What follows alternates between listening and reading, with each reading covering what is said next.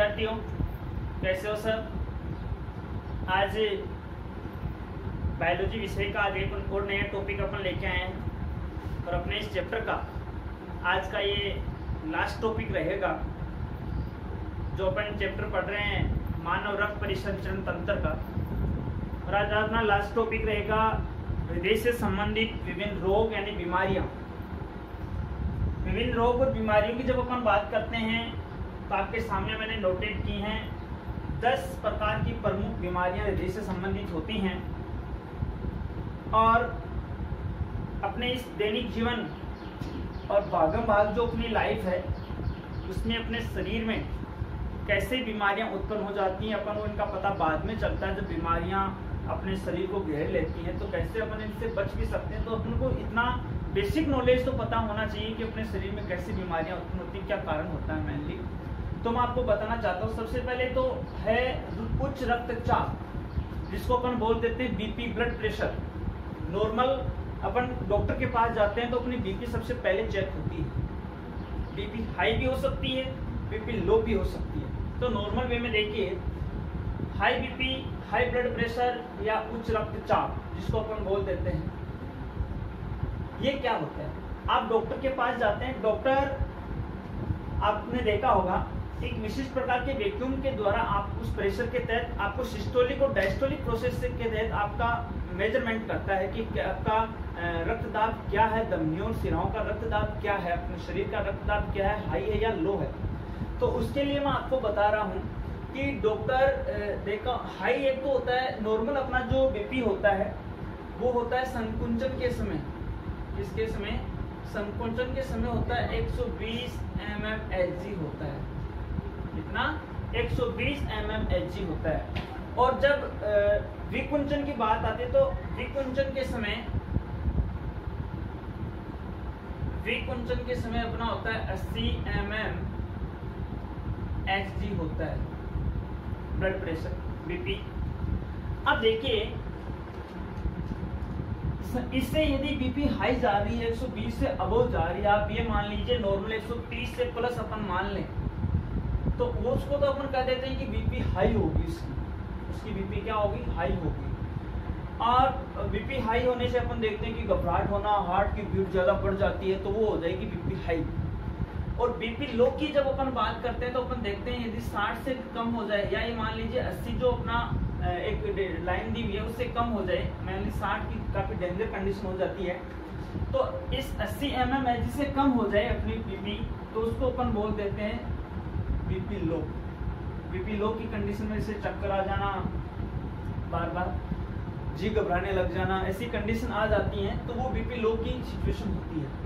Next अपन बात करते हैं हृदयाघात। 3 बीमारियों की विशेष ध्यान रखना, हृदयाघात, हृदयाशूल, हृदयाघात और एक हृदय अवरोध। एक आती है हृदयाघात जिसको अपन बोलते हैं हार्ट फेल। हार्ट फेल का मतलब ये नहीं है कि व्यक्ति की मृत्यु हो जाती है, मृत्यु का कारण होता है हार्ट अटैक।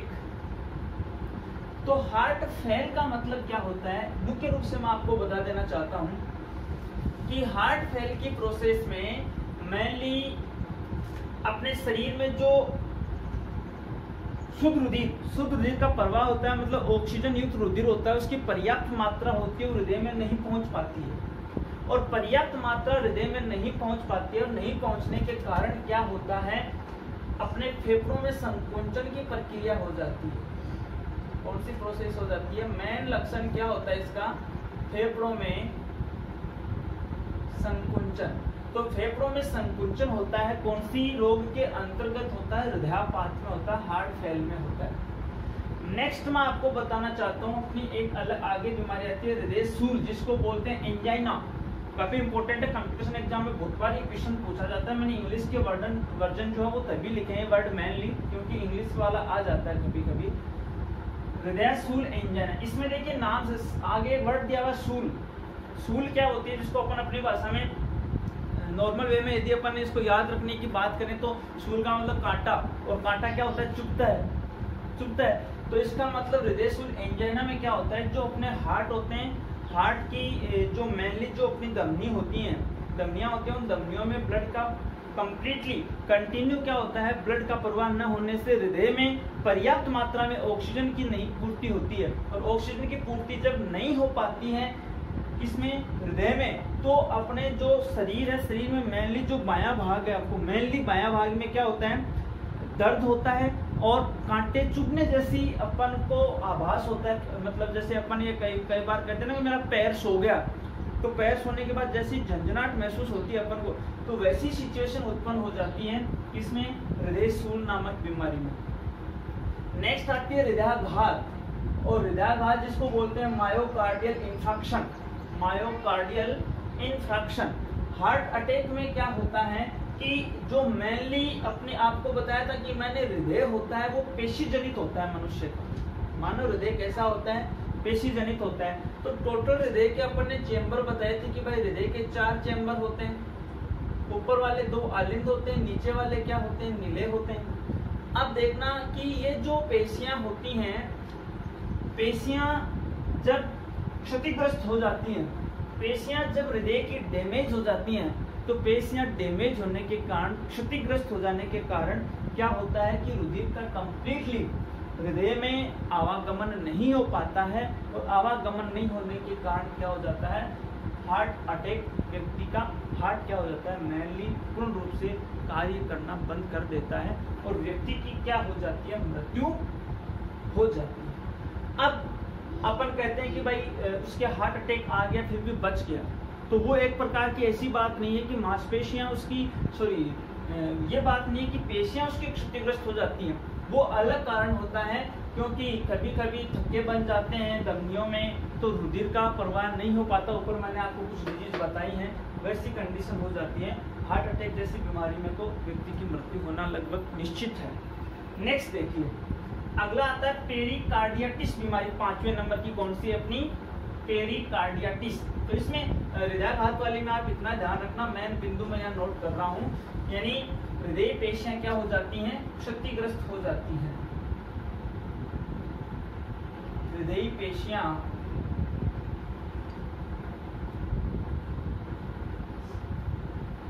क्षतिग्रस्त हो जाती हैं, डैमेज हो जाती हैं, तो हृदयाघात यानी मायोकार्डियल इंफाक्शन बीमारी हो जाती है। नेक्स्ट है पेरिकार्डियाटिस।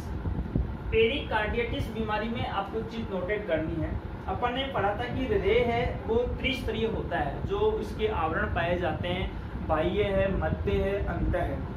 और मैंने कहा कि जो हृदयावरण है, हृदयावरण और इन स्तरों के बीच में क्या होता है, तरल कार्डियम, जो इसका पेरिकार्डियम पार्ट होता है हृदयावरण, तो हृदयावरण में क्या होता है, तरल पदार्थ भरा हुआ होता है, और ये तरल पदार्थ क्या करता है, हृदय की सुरक्षा करता है, बाह्य आघातों से सुरक्षा करता है, घर्षण से सुरक्षा करता है, जिससे हृदय क्या रहे, सही रूप से सुव्यवस्थित ढंग से क्या कर सके, हृदय अपना कार्य संपादित कर सके। अब सुव्यवस्थित रूप से कार्य संपादित हृदय कर रहा है कब, जब जो तरल है पेरिकार्डियम लेयर के और हृदय के बीच में वो एक लिमिट के रूप में क्या है, प्रेजेंट है। लेकिन पेरिकार्डियाटिस बीमारी के अंतर्गत क्या होता है, पेरिकार्डियाटिस बीमारी में ये होता है कि जो तरल है उस तरल की मात्रा क्या हो जाती है, बढ़ जाती है, तरल की मात्रा बढ़ जाती है, और तरल की मात्रा जब बढ़ जाती है तो हृदय बढ़ जाता है, यानी हृदय का साइज क्या हो जाता है, शेप बढ़ जाता है, हृदय बढ़ जाता है। और ये इसका कारण क्या होता है, जीवाणुओं का संक्रमण होता है। क्या कारण हो सकता है, जीवाणु संक्रमण।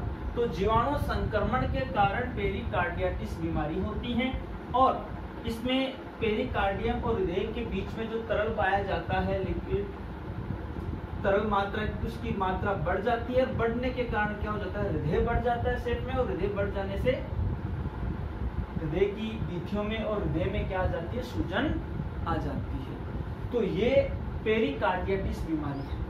नेक्स्ट अपन बात कर रहे हैं एथिरोकार्डिनेसिया, हृदय धमनी रोग। सीएडी का मतलब क्या हुआ, कार्डियक एट्रियो डिजीज, यानी हृदय धमनी रोग, समझ गए, कार्डियो एट्री डिजीज। जैसे अपन वेन बोलते हैं, वेन किसको बोलते हैं, शिरा को बोलते हैं। वेन क्या है? शिरा है। तो आर्टरीज क्या है? धमनियां हैं। ठीक है, तो कार्डियक यानी हृदय, आर्टरीज यानी धमनियां और डिजीज यानी रोग। तो नेक्स्ट इसको अपन ये भी ध्यान रखना, सीएडी भी आ सकता है शॉर्ट फॉर्म में, तो इस बात का भी ध्यान रखना। तो मेनली हृदय धमनी जो रोग है या एथीरोकार्टिनिया रोग है, नाम से स्पष्ट है, थोड़ा सा आप ध्यान रखना इस डिजीज में मेनली कि कुछ अपन डॉक्टर के पास भी जाते हैं, डॉक्टर अपन को कुछ ऐसी बातें बताता है कि आप तला हुआ खाना कम से कम खाना चाहिए। फास्ट फूड जैसे मेनली आप पिज़्ज़ा है, बर्गर है, इसी के अलावा मेनली जैसे कुछ अपने वेजिटेबल्स जो ऑयल्स हैं मेनली, या फिर कम से कम खाना चाहिए, डॉक्टर यही बात करते हैं हमें। तो होता क्या है इस बीमारी के अंतर्गत कि जो अपने शरीर में धमनियां होती हैं, उन धमनियों में विशिष्ट प्रकार के जो फैट लिपिड्स हैं जैसे कोलेस्ट्रॉल वगैरह है, वो क्या हो जाते हैं, ऐसे जम जाते हैं। अब वो जब ऐसे जम जाते हैं तो एक पहले की कंडीशन ये थी, जैसे मैं ये कंडीशन लिख रहा हूँ ए और ये कंडीशन है बी। ए कंडीशन में इजीली क्या हो रहा था, ब्लड का फ्लो हो रहा था, कोई प्रॉब्लम नहीं थी। लेकिन कंडीशन बी कौन सी है, जब कोई लिपिड ये पार्टिकल्स होते हैं, फैट है, कोलेस्ट्रॉल वगैरह, वो क्या हो जाते हैं, जम जाते हैं। तो अब देखिए, अब ब्लड को सप्लाई होने में क्या लग रहा है, कोई ना प्रॉब्लम आ रही है, प्रॉब्लम आ रही है। और जब ब्लड की सप्लाई में, उसके परिवहन में प्रॉब्लम आ रही है, तो पर्याप्त मात्रा में रुधिर होता है, वो कहाँ नहीं पहुंच पाएगा, हृदय में नहीं पहुंच पाएगा। और पर्याप्त मात्रा में रुधिर जब हृदय में नहीं पहुंच पाता है, तो आपको पता है कि हृदय में कार्य करने की क्षमता कम हो जाती है, और जो पेशियां होती हैं हृदय की, वो पेशियां भी क्या हो जाती हैं, कमजोर हो जाती हैं, जिससे प्रॉपर रूप से हृदय कार्य नहीं कर पाता है। उस बीमारी को अपन क्या बोलते हैं, एथीरोकार्टिनिया हृदय धमनी रोग, CAD। ये अपनी 6 नंबर की डिजीज थी, एथीरोकार्टिनिया, CAD और हृदय धमनी। नेक्स्ट है र्यूमेटिक हृदय रोग। र्यूमेटिक हृदय रोग कौन सा होता है, ये एक प्रकार का जीवाणु जनित रोग है। एक तो इस बात को ध्यान में रखना, कौन सा रोग है, जीवाणु जनित बीमारी है। अब कौन सा जीवाणु होता है इसके उत्तरदायी, जो जीवाणु है उसका नाम नोट कर रहा हूं मैं, नोट कर लेना, स्ट्रेप्टोकोकस, स्ट्रेप्टोकोकस विरिडेंस।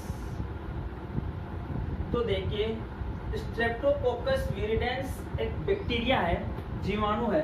तो इस स्ट्रेप्टोकोकस विरिडेंस बैक्टीरिया का जब संक्रमण होता है, तो संक्रमण होने से अपना जो हृदय होता है उसमें सूजन उत्पन्न हो जाती है, और हृदय में सूजन उत्पन्न हो जाती है तो बीमारी कौन सी उत्पन्न होती है, र्यूमेटिक हृदय रोग उत्पन्न हो जाता है। कौन सा, र्यूमेटिक हृदय रोग उत्पन्न हो जाता है। तो आपसे एक तो एग्जाम में क्वेश्चन आ सकता है कि निम्न में से हृदय का कौन सी ऐसा बीमारी या कौन सा रोग है जो जीवाणु जनित होता है। तो एक तो अपना मेन तो र्यूमेटिक हृदय रोग ध्यान में रखना है। दूसरा मैंने आपको बता दिया था कि पेरिकार्डियाटिस जो बीमारी होती है वो भी किसके कारण होती है, जीवाणुओं के संक्रमण से ही होती है, जिससे क्या होता है, तरल की मात्रा बढ़ जाती है। तरल की मात्रा बढ़ने से हृदय की साइज भी बढ़ जाती है, तो वो पेरिकार्डियाटिस बीमारी थी। तो दोनों ऑप्शन आ जाए तो अपने दोनों ऑप्शन सही हैं। लेकिन यदि र्यूमेटिक हृदय रोग आ रहा है तो ये बीमारी आ रही है, तो सबसे मेन क्या होगी, अब इसमें जीवाणु दिया हुआ भी है, कौन सा जीवाणु ध्यान में रखना है, स्ट्रेप्टोकोकस विरिडेंस बीमारी, ये आपको ध्यान में रखनी है मेनली। ठीक है, नेक्स्ट देखिए, मैं आपको बताना चाह रहा हूँ, एक अपनी हृदय अवरोध, जिसको अपन बोल रहे कि हार्ट ब्लॉक हो गया। ये बातें भी नॉर्मल अपने माइंड में या अपने पड़ोस में ऐसी बातें माइंड में आती रहती हैं, ऐसे केसेस भी आते रहते हैं कि हार्ट ब्लॉक हो गया। हार्ट ब्लॉक की जो प्रोसेसिंग है वो भी क्या है कि मेनली हृदय अवरोध की प्रोसेस में क्या होता है, अपनी जो धमनियां और शिराएं हैं उनमें जब रुधिर का प्रवाह होता है तो पर्याप्त रूप से रुधिर का प्रवाह नहीं हो पाता है। लेकिन इसकी प्रोसेस के लिए रिस्पॉन्सिबल क्या है, हार्ट ब्लॉक होता कैसे है, तो हार्ट ब्लॉक के लिए मैं आपको यहाँ बताना चाह रहा हूँ मेनली डायग्राम के द्वारा थोड़ा सा इसको समझना कि जैसे अपन ने बताया था कि अपना जो हृदय होता है वो ऐसी कंडीशन में प्रेजेंट होता है, ये अपने हृदय होता है। और ये ऊपर वाले दो चेंबर हैं आलिंद हैं, और ये होते हैं नीचे वाले दो चेंबर जिनको अपन क्या बोल देते हैं, नीले बोलते हैं। ये क्या होते हैं, नीले होते हैं। और ये क्या होते हैं, आलिंद होते हैं। ये बायां आलिंद है और ये दायां आलिंद है।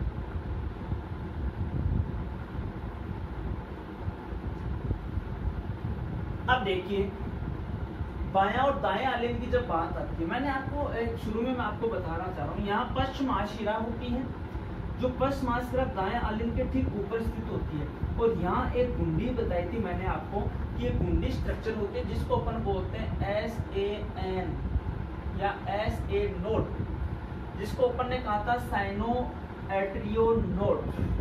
ओके, कहा था कि नहीं था, कोटर आलिंदीय नोड कहा था। क्या बोलते हैं हिंदी में, कोटर आलिंदीय नोड बोलते हैं। यहाँ से आवेग उत्पन्न होते हैं। मैंने कहा कि जब हृदय कार्य करता है, हृदय की धड़कन होती है, हृदय का संकुंचन और विकुंचन होता है, तो उसके लिए आवेग उत्पन्न होना बहुत जरूरी है। आवेग नहीं होंगे तो संकुंचन विकुंचन जैसी प्रक्रियाएं नहीं होगी, हृदय का चक्कर नहीं होगा, बताया था। तो यहाँ से जब ये नोड उत्पन्न होते हैं तो ये नोड क्या करते हैं, आवेग किसको देते हैं, एवियन नोड को देते हैं। यहाँ अपन ने कहा था कि आलिंद जो भित्ति है उसके पास यहाँ कौन सा नोड पाया जाएगा, एवियन नोड पाया जाएगा। जो अपन ने कार्य प्रणाली पढ़ी थी हृदय की, तब मैंने आपको बताया था। अब यहाँ से जो जाते हैं, देखिए यहाँ से मैंने आपको बताया था कि हिंज के बंडल होते हैं। कौन से बंडल होते हैं, हिंज के बंडल होते हैं। और हिंज के बंडल के बाद में देखिए यहाँ पे आपको अब इस बात को नोटेट करना है, ये जो एवीएन एसएन नोड से जो आवेग उत्पन्न होते हैं, ये आवेग कहाँ नहीं पहुंच पाते हैं, हिंज के बंडलों तक नहीं पहुंच पाते हैं। और हिंज के बंडलों तक नहीं पहुंच पाते हैं तो एसएन एवीएन नोड तो कहाँ रह गए, आलिंदों में रह गए। तो आलिंद तो प्रॉपर रूप से काम कर रहे हैं, आलिंद तो प्रॉपर रूप से काम कर रहे हैं, लेकिन हिंज के बंडल कहाँ होते हैं, पुल्किंजे के तंतु कहाँ होते हैं, वो नीलियों में होते हैं। तो हिंज के बंडल तक जब आवेग नहीं पहुंच पाते हैं तो आवेगों के नहीं पहुंचने से क्या होता है, नीले प्रॉपर रूप से काम नहीं कर पाते हैं।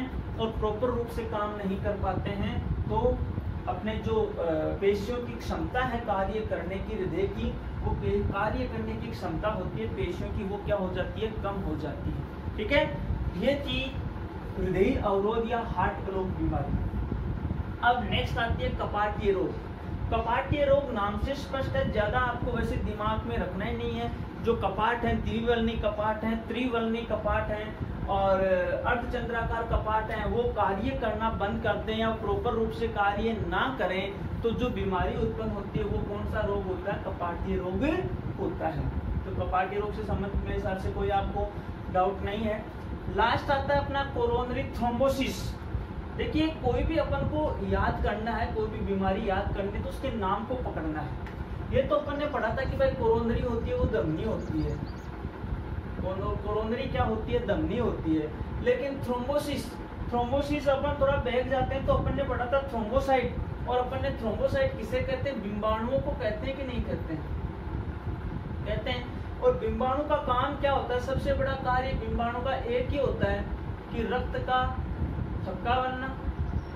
ओके, अब रक्त के थक्के का जब निर्माण होता है तो रक्त के थक्के के निर्माण के लिए किसकी जरूरत होती है, थ्रोम्बोसाइट्स की। और उस प्रोसेस को अपन क्या बोल देते हैं, थ्रोम्बोसिस बोल देते हैं। अब देखना यहाँ पे देखिए क्या है, कोरोनरी थ्रोम्बोसिस क्या है। जो धमनियां हैं, कौन सी धमनी, कोरोनरी धमनी। तो जो कोरोनरी धमनी होती है उस कोरोनरी धमनी में रुधिर का क्या बन जाता है, क्लोट बन जाता है, थक्का बन जाता है। और रुधिर का जब थक्का उसमें बन जाता है तो जो रुधिर का प्रवाह होता है, रुधिर कहाँ जाता है, हृदय में जाता है। तो रुधिर हृदय में जाता है तो प्रॉपर रूप से रुधिर नहीं जा पाएगा, और प्रॉपर रूप से रुधिर हृदय में नहीं जा पाएगा तो बेटा हृदय तो क्या होता है, अपने शरीर का इंजन होता है। और इंजन में जितना तेल और ऑयल मिलता रहेगा तब तक तो क्या होगा, अपना इंजन काम करता रहेगा। और तेल और ऑयल नहीं मिलेगा, तेल और ऑयल का मतलब मैं यहाँ समझा रहा हूँ आपको, रुधिर, पोषक पदार्थ, ऑक्सीजन, अब जब वो तेल और ऑयल नहीं होंगे तो इंजन क्या हो जाएगा, सीज हो जाएगा, काम करना बंद कर देगा।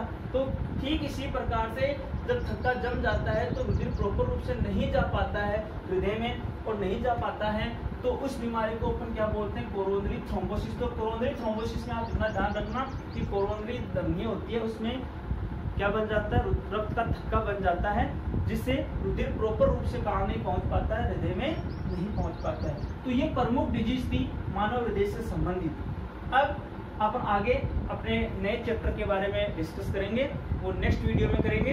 धन्यवाद।